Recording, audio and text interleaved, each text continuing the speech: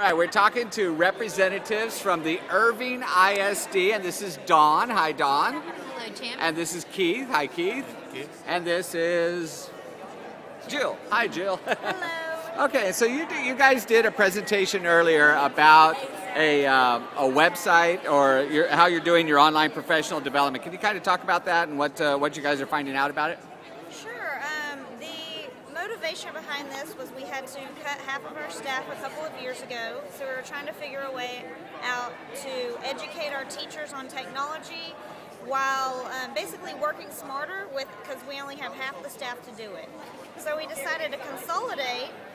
All of our ITSs each take different topics and they conduct online professional development and face-to-face. We're finding though that the online professional development is getting the highest attendance rate because teachers are able to watch the sessions at their own convenience. So we just kind of have a schedule of different sessions that we offer. We use Blackboard Collaborate, formerly Illuminate, and we deliver these sessions so teachers can kind of watch at their convenience. We're basically meeting the teachers where they are to offer the training. Okay, so now Keith, you were talking earlier about how you meet at night, like you have 7 o'clock sessions, 8 o'clock sessions. How does that work?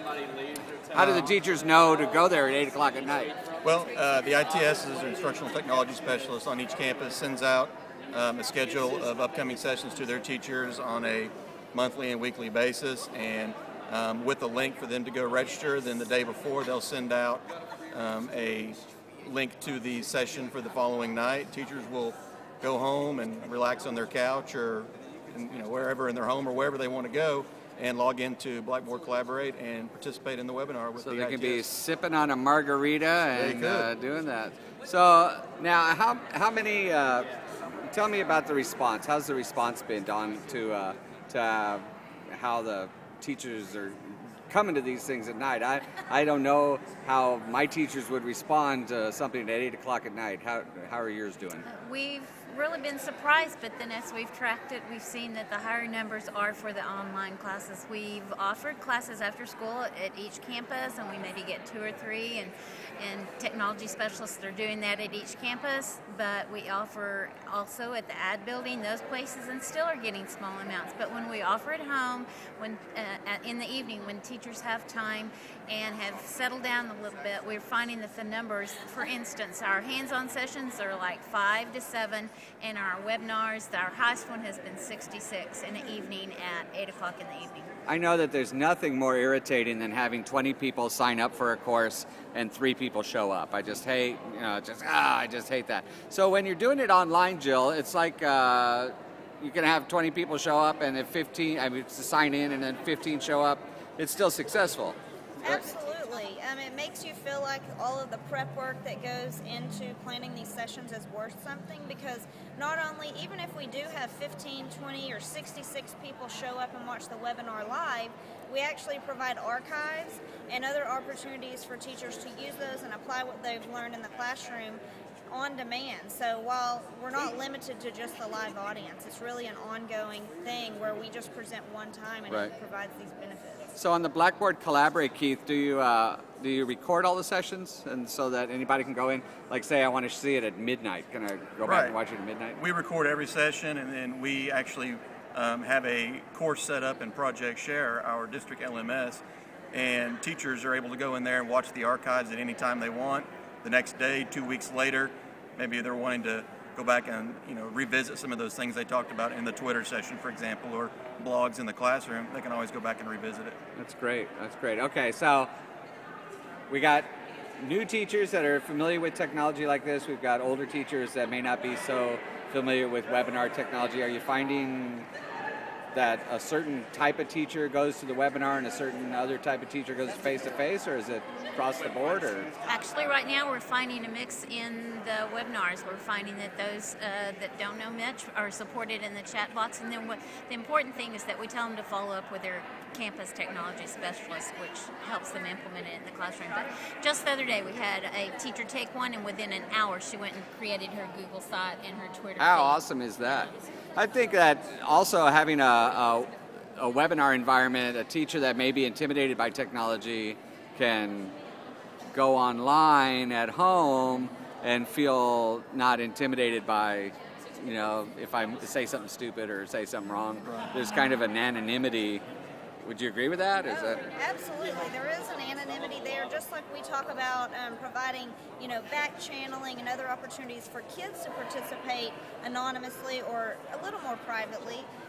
Teachers enjoy that same anonymity because a lot of times it's just apprehension. You know, they're just unsure and they just want to make sure that they're understanding the content, but they're not always comfortable asking face to face. I mean, we talk about that with kids. It's just people in general. right? So, what percentage of your trainings now are online as opposed to face to face? Is there like half-half? I'd say it's about half probably right now that we're doing online. Each month when we post the calendar, it's 2 to 3 online, 2 to 3 face to face. So, and it's also dependent on, you know, sometimes more subject or topics at this point. More, you know, some of the ITSs are still more comfortable doing face to face sessions. So, but yeah, around half and half right now. So now in my district, I know that we post all the mandatory trainings online, the sexual harassment, the, you know, all these toxic waste kind of things, you know, that everybody has to take. Do you post those mandatory trainings online? We do those through Edge4 e-courses. So, the reason we do that is we thought that maybe that's kind of a way to kind of force them to use the webinar environment. So they're like, well, you got to go get your sexual harassment training. You might as well get it now. So in the future, do you see it still being 50-50 break, or do you see like almost all going online? What do you think? Well, honestly, we want to meet the needs of our teachers, and we want to base this off of their needs. And if we base it on data, our attendance is showing that they prefer the online over face-to-face. So I'm sure we'll always have a mix. There's always good to have a blended learning style, blended mix of formats, right. But I think we'll probably increase our use of online PD based on the data from our audience, and that's who we're here for, is the Great. teachers. Now, Keith, how do you make sure that I don't go home, turn on the webinar, and I go out and mow my lawn while the webinar is going, and then come back at the end and click So the teachers are expected to participate in the webinar, so the presenter will ask questions and, you know, they'll get feedback. Right. They have to introduce themselves at the beginning. So they are expected to participate throughout the webinar. Okay, so that's built into each session. Yes. You have to say something once in a while. Right. Yeah. The presenter will ask guiding questions throughout the way, and participators will have to, you know, like I said, respond. And that's how we do the attendance, is that we see that they were active in the class. Okay, great. So you like it? You're doing it more and more and more? Going to go 100% online? I think I agree with Jill. We've got to meet the needs of everyone. So some people need hand-holding. Right. So we'll continue that. I think it's great for branding our department too, because it shows actually what our department's doing. Now you guys have a really cool website that you were showing in the session. Do you have that link in your head? Right up. IrvingISD.net/iLearn. And that's open to anybody. We can go steal all your stuff. You can go look at all the resources. Yay, we like stealing. Now, Stealing's good. Keep in mind, it's in its preliminary stages, so we'll continue to build on that. It's a very new venture for our ITSs, but they just started it and have already done a fabulous job. So we'll continue We will to build. preliminarily steal all your stuff. How's that? And I would like to add that it is our technology specialists, our campus technology specialists, who have put this together, and they're working on committees to do each facet of this. How many of those do you have in your district? At this point, we have one per 2 campuses in elementary and middle school, and then one per high school. But because they need it so much, we're looking for future additions of To expand that campuses. program. Well, Dawn and Keith and Jill, thank you so much for talking to me today. We're going to put you up on internet, on YouTube. You're going to be a star. And say hi to El Paso.